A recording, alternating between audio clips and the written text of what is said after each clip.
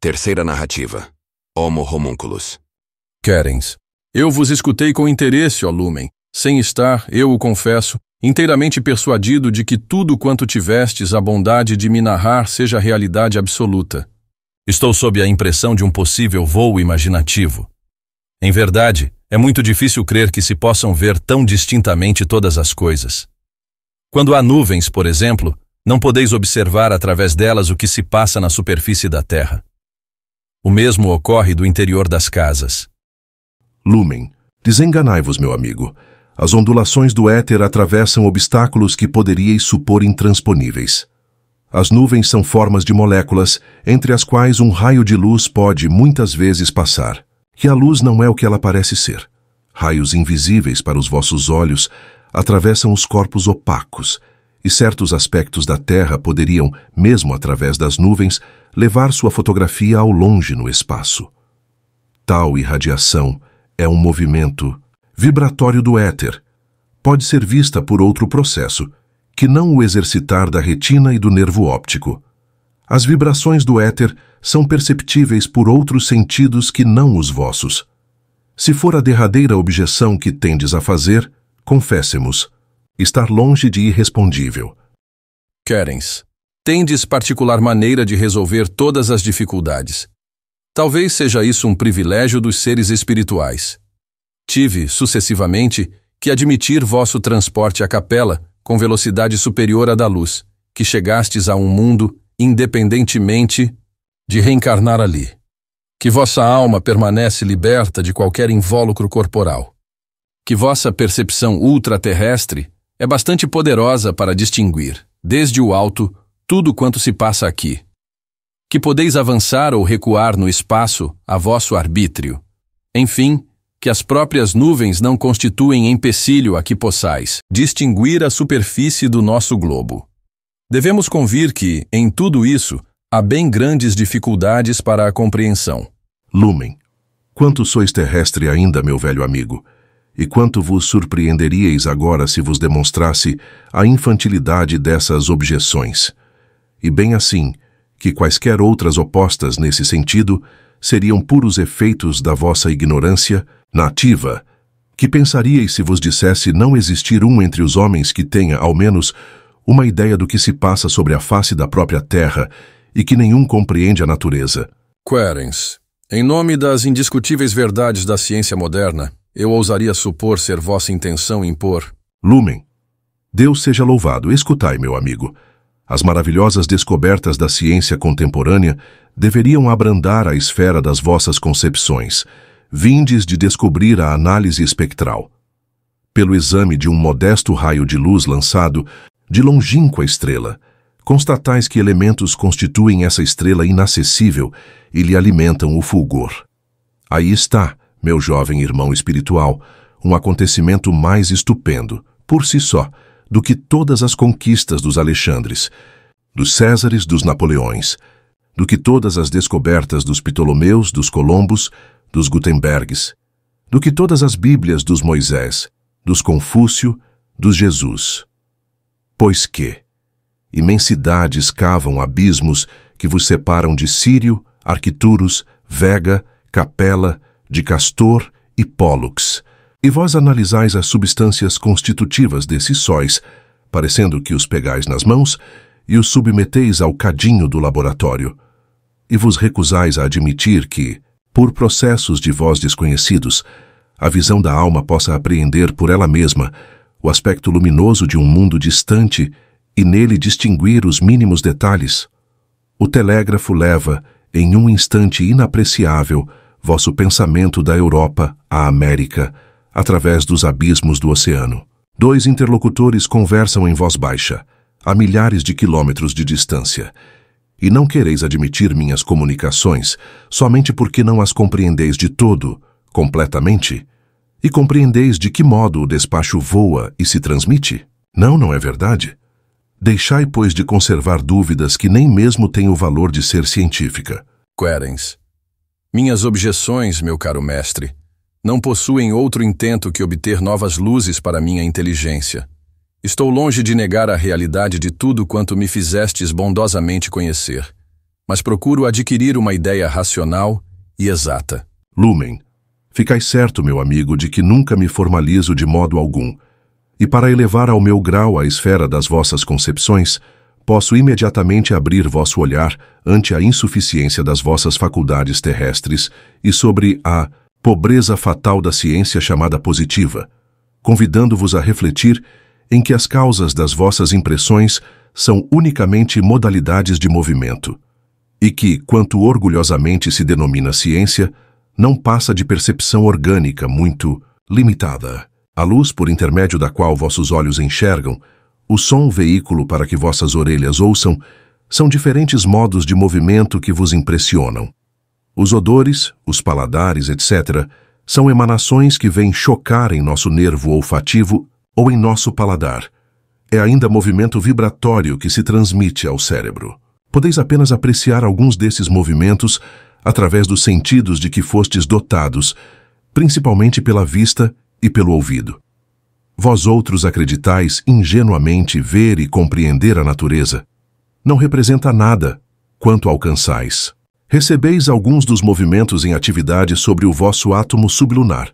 Eis tudo. Fora das impressões que apreendeis, há uma infinidade de outras que não podeis alcançar. Querens. Perdoai, mestre. Porém, esse novo aspecto da natureza não me parece bastante claro para que o possa bem compreender. Detalhai. Lumen. O aspecto para vós efetivamente é novo, mas uma reflexão atenta fará que o assimileis. O som é formado por vibrações que, executando-se no ar, vêm ferir a membrana do vosso tímpano acústico e vos dão a impressão de tons diversos. O homem não percebe todos os sons. Quando as vibrações são muito lentas, aquém de 40 por segundo, o som é muito baixo, a orelha não o apreende. Quando as vibrações são demasiado rápidas, acima de 36.000 por segundo, o som se torna muito agudo, vosso ouvido não o capta mais. Acima ou abaixo desses dois limites do organismo humano, existem ainda vibrações perceptíveis por outros seres, certos insetos, por exemplo. Os mesmos raciocínios são aplicáveis à luz. Os diferentes aspectos desta, as nuances e as cores dos objetos são, identicamente, devidos a vibrações que tocam vosso nervo óptico, e nele produzem a impressão de intensidades diversas da luz. Vossos olhos não veem tudo quanto poderia ser divisado por outros órgãos. Quando as vibrações são muito lentas, inferiores a 458 trilhões por segundo, a luz é bastante fraca, vosso olhar não a vê. Quando muito velozes, para além de 727 trilhões por segundo, a luz ultrapassa a vossa faculdade orgânica de percepção e se torna invisível para vós outros. Acima e abaixo dessas duas fronteiras, vibrações etéreas existem, perceptíveis por outros seres. Não conheceis, pois nem vos é possível conhecer, senão as impressões que possam fazer vibrar as cordas da vossa lira corporal, que se chamam nervo óptico e nervo auditivo. Imaginai, por um instante, a extensão das coisas imperceptíveis, para vós outros. Todos os movimentos ondulatórios que existem no universo, entre aqueles que dão a cifra de 36.000 e os que fornecem a de 458 trilhões na mesma unidade de tempo, não podem ser percebidos, nem vistos por vós, e, fatalmente, permanecerão desconhecidos às vossas faculdades de apreensão. Experimentai medir tal escala.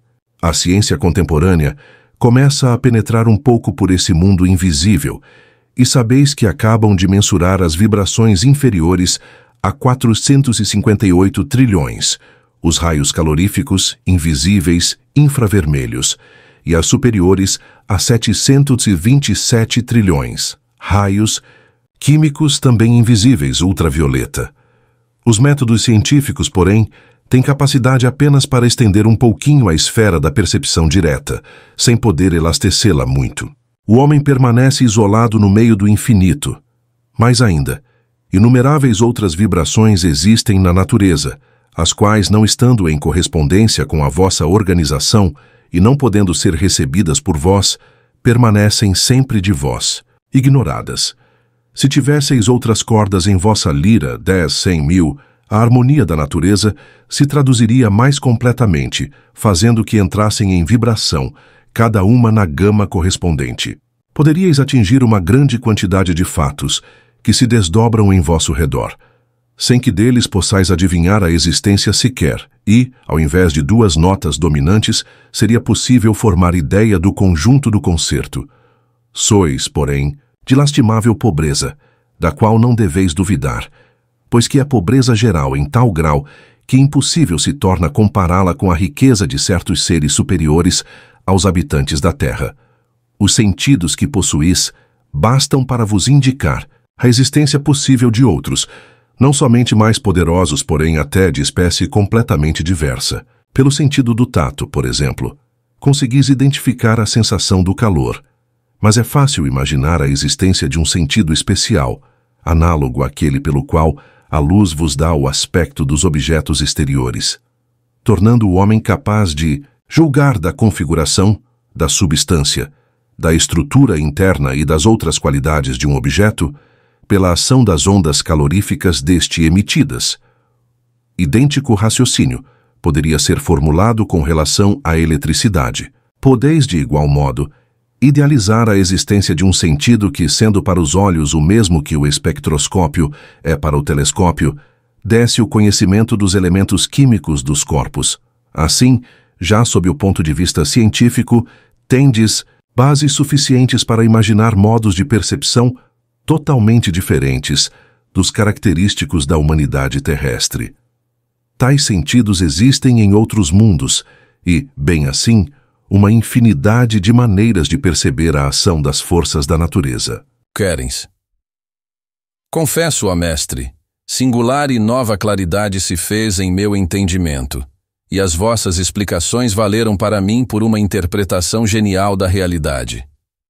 Havia eu imaginado já a possibilidade de semelhantes coisas, mas não as pude adivinhar, envolto que me encontro ainda pelos sentidos terrestres. Bem certo é que se necessita estar fora do nosso círculo para julgar verdadeiramente o conjunto das realidades.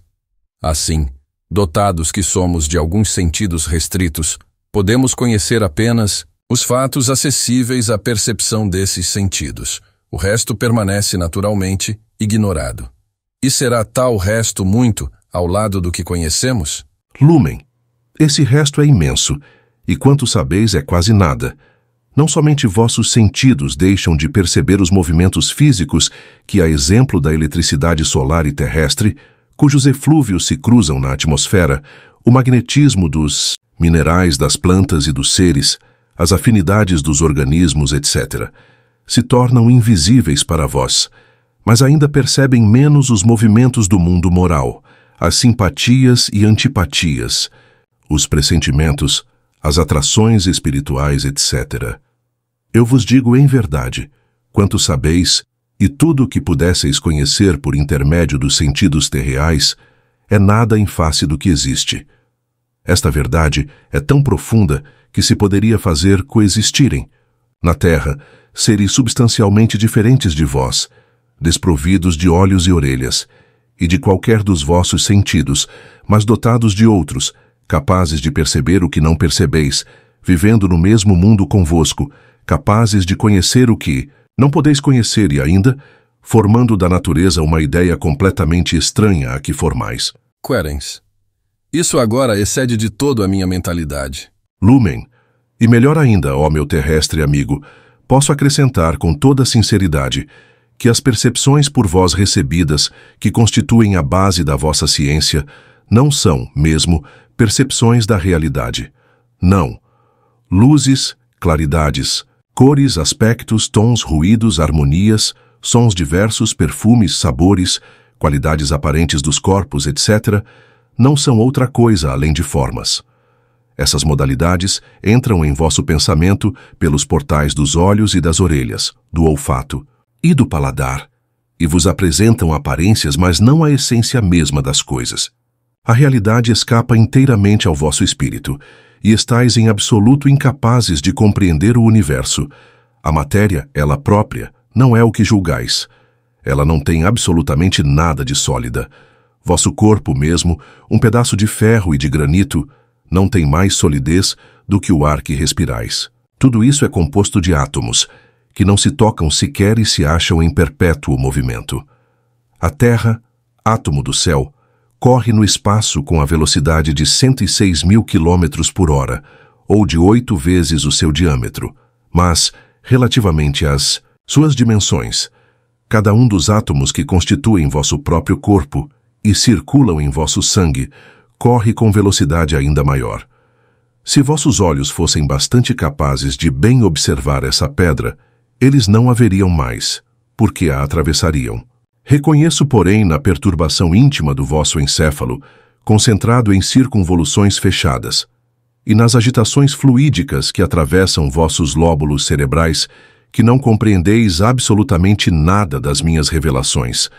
Não prosseguirei, pois neste assunto, apenas esboçado aqui no intuito de mostrar quanto seria profundo vosso erro de ligar importância às dificuldades oriundas da vossa sensação terrestre, e de vos deixar entender que nem vós, nem homem algum sobre a terra, podeis formar ideia, mesmo aproximada do universo. O homem terrestre é um homúnculo. Ah, se conhecesseis os organismos que vibram sobre Marte ou em Uranus, se vos fosse dado apreciar os sentidos em atividade sobre Vênus e num satélite vizinho do anel de Saturno, se alguns séculos de viagem vos tivessem permitido a observação das formas da vida nos sistemas de estrelas duplas, sensações da vista nos sóis coloridos, impressões de um sentido elétrico, vosso desconhecido, nos grupos de sóis múltiplos, se uma comparação ultraterrestre, em suma, vos tivesse fornecido elementos de novo conhecimento, compreenderíeis que seres vivos possam ver, ouvir, sentir, ou para melhor expressar, conhecer a natureza, sem olhos, sem orelhas, sem olfato, que um indeterminado número de sentidos existe em outros mundos, sentidos essencialmente diferentes dos vossos, e que há, dentro da criação, uma quantidade incalculável de fatos maravilhosos que vos é, atualmente, impossível imaginar. Nessa contemplação geral do universo, meu amigo, se apercebe da solidariedade que une o mundo físico ao mundo psíquico. Sabe-se de mais alto a força íntima que eleva certas almas, experimentadas pelos grosseiros choques da matéria, porém depuradas pelo sacrifício rumo às regiões solenes da luz espiritual. E compreende-se a imensa felicidade reservada a esses seres os quais, mesmo sobre a terra, conseguem eximir-se das paixões corporais. Querens. Voltando à transmissão da luz no espaço. Será que a luz não se perde, afinal? Será que o aspecto da Terra fica eternamente visível e não se atenua, ao contrário, em razão do quadrado da distância, para se aniquilar a um certo termo? Lumen. Vossa expressão, afinal, não tem aplicação, atendendo-se a que não existe fim no espaço. A luz se atenua, é verdade, com a distância. Os aspectos se tornam menos intensos, porém nada se perde inteiramente. Um número qualquer, perpetuamente reduzido pela metade, por exemplo, jamais poderá ficar igual a zero. A Terra não é visível por todos os olhos a uma determinada distância, mas o seu aspecto existe nesse tempo, mesmo que não seja percebido, e vistas espirituais podem distingui-lo. Ademais, a imagem de um astro, levada nas asas da luz, se afasta, por vezes, a insondáveis profundezas nos obscuros desertos do vácuo. Há no espaço vastas regiões sem estrelas, países dizimados pelo tempo, de onde os mundos se foram sucessivamente distanciando pela atração de focos exteriores. Ora, a imagem de um astro atravessando esses negros abismos se encontra na condição análoga à da imagem de uma pessoa ou objeto que o fotógrafo obtém na câmara escura. Não é impossível que essas imagens encontrem, em tais vastos espaços, um astro obscuro.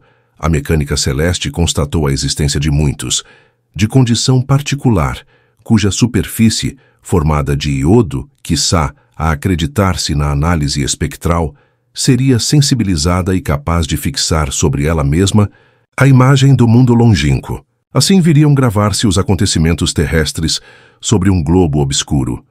E se tal globo gira sobre si próprio, tal qual os outros corpos celestes, apresentará sucessivamente suas diferentes zonas, à semelhança da face terrestre, e tomará, A feição de fotografia contínua dos acontecimentos sempre subsequentes, demais descendo ou subindo, segundo um eixo perpendicular ao seu equador, a linha onde as imagens se reproduzissem descreveria não mais um círculo, e sim uma espiral. Após terminar o primeiro movimento de rotação, as imagens novas não coincidiriam com as antigas e não se superporiam, mas se seguiriam acima ou abaixo. A imaginação poderá agora supor que tal mundo não é esférico, mas cilíndrico, e ver assim no espaço uma coluna imperecível sobre a qual se gravariam e enrolariam na superfície os grandes acontecimentos da história terrestre. Eu próprio não vi tal realização. Tendo deixado a Terra havia pouco tempo, mal pude encetar a contemplação dos primeiros panoramas das maravilhas celestes. Assegurar-me-ei, proximamente, da realidade desse fato, se verificou dentro da riqueza infinita das criações astrais, quer pela natureza mesma, quer pela indústria das suas humanidades longínquas. Querens. Se o raio luminoso, partido da Terra, jamais se destrói, ó Mestre, as vossas ações se tornam eternas. Lumen, vós o dissestes, um ato que se realizou não poderá ser apagado, e nenhuma potência terá força para o desfazer. Um crime é praticado em pleno campo deserto. O criminoso se afasta, permanece incógnito e supõe que o ato por ele realizado passou para sempre. Lavou as mãos, arrependeu-se, acredita sua ação apagada. Em realidade, porém, nada se destrói. No momento em que o crime foi consumado, a luz o apanhou e o transmitiu pelo céu com a rapidez do relâmpago. Foi incorporado em um raio de luz eterna, e eternamente se transmitirá no infinito. Eis uma boa ação praticada ocultamente. O benfeitor a escondeu. A radiação, visível ou não, dela se apossou. Longe de ser esquecida, subsistirá para todo. O sempre. Napoleão ceifou em plena floração da existência 5 milhões de homens na média de 6 lustros de idade, os quais deviam viver mais 7 lustros, segundo os cálculos das probabilidades e das leis da vida humana. Isso vale por 175 milhões de anos que ele destruiu em vidas, sendo metade, aproximadamente, apenas para satisfazer sua ambição pessoal.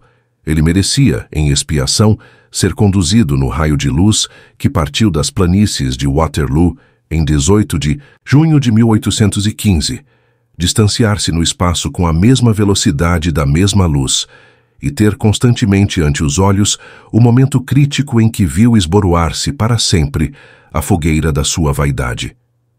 E sofrer, sem trégua, a dor do mesmo desespero, ficando preso a esse raio de luz durante os milhares de séculos destruídos pela sua responsabilidade.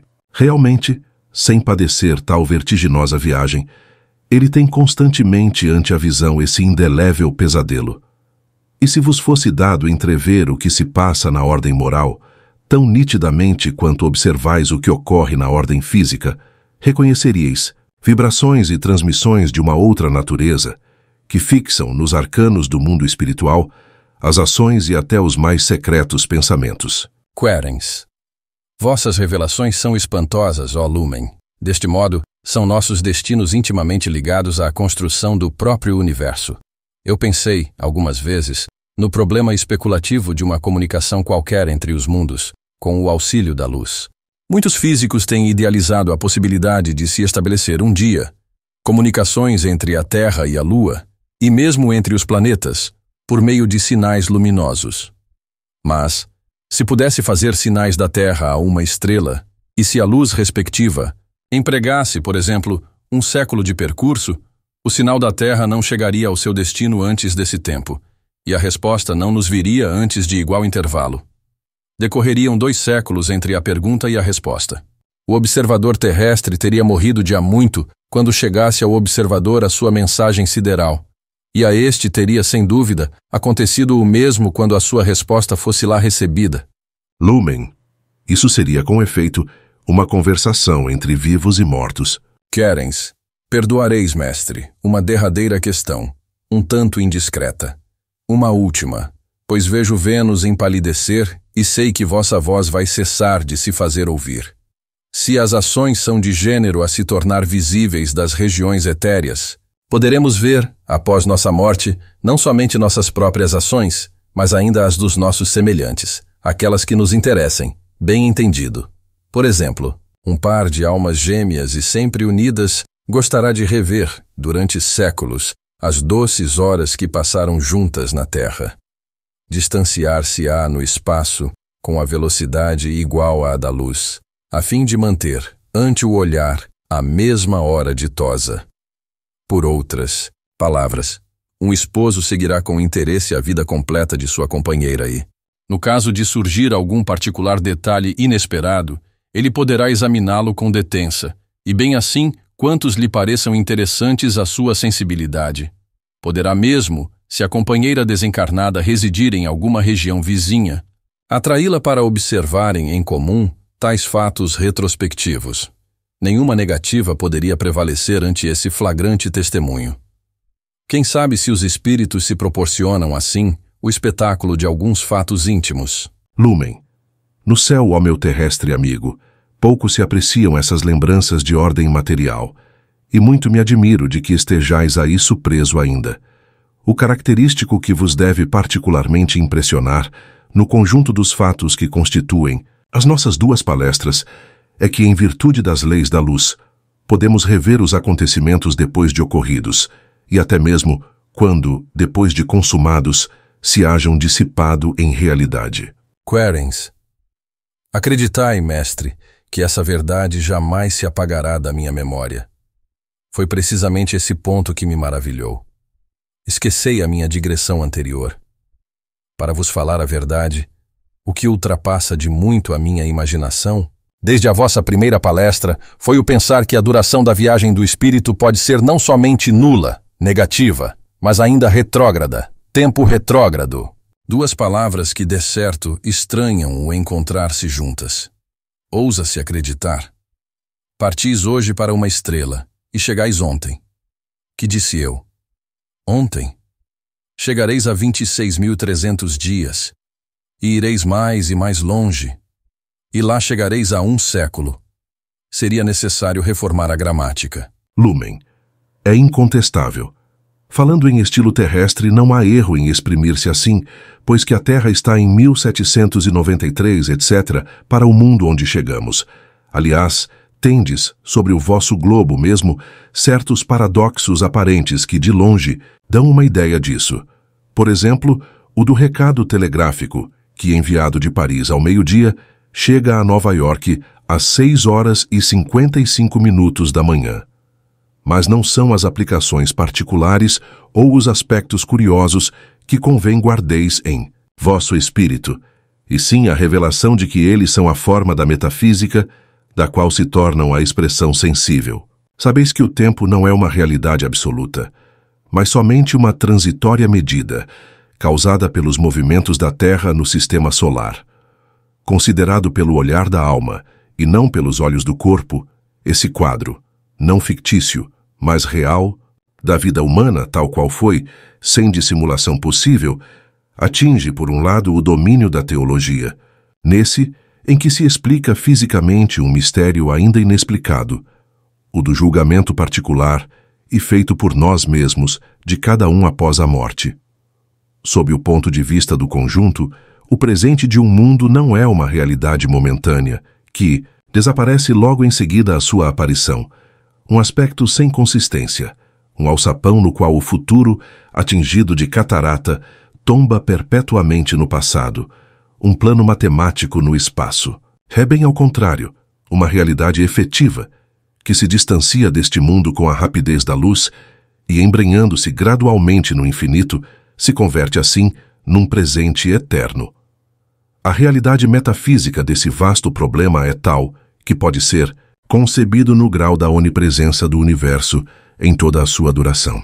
Os acontecimentos se esvaem para o local que lhes deu origem, mas perduram no espaço. Essa projeção sucessiva e sem fim de todos os fatos consumados em cada um dos mundos se efetua no seio do ser infinito, cuja ubiquidade toca, por esse modo, cada coisa em uma permanência eterna. Os acontecimentos realizados na superfície da Terra desde sua origem são perceptíveis no espaço, a distâncias tanto mais longínquas quanto mais são eles recuados. Toda a história do globo e a vida de cada um dos seus habitantes poderiam ser, pois, vistas à vez pelo olhar que abrangesse esse espaço. Compreendemos, opticamente desse modo, que o Espírito Eterno presente em toda a parte veja todo o passado em um mesmo momento. O que é verdade em nossa Terra é verdade em todos os mundos do espaço. Assim, a história inteira de todos os universos está presente, à vez, na universal ubiquidade do Criador. Que olhos transcendentes possam realmente ver semelhante história, pouco importa. Ela existe, ela está inscrita. Posso ajuntar que Deus conhece todo o passado, não somente por essa vista direta, mas ainda pelo conhecimento de cada coisa presente. Se um naturalista, qual o foi Cuvier, soube reconstruir espécies animais desaparecidas apenas com o auxílio de ossamentas, o autor da natureza conhece, pela Terra atual, a Terra do passado, o sistema planetário e o Sol da época pretérita, e todas as condições de temperatura, de agregações, de combinações, pelas quais os elementos chegaram a formar os compostos existentes atualmente. De outra parte, o futuro é também completamente presente a Deus em seus germens atuais, tanto quanto o passado o é em seus frutos. Cada acontecimento é ligado de maneira indissolúvel com o passado e o futuro. Este será também atraído pelo presente e, portanto, logicamente deduzível. E existe tão exatamente quanto o passado foi inscrito para que existisse e fosse reconhecível. Para o absoluto, o tempo não existe. O passado e o futuro são lidos na página aberta de um presente perpétuo. Mas, repito, o ponto capital das nossas palestras foi fazer-se compreender que a vida passada dos mundos e dos seres existe sempre no espaço, graças à transmissão sucessiva da luz através das vastas regiões do infinito.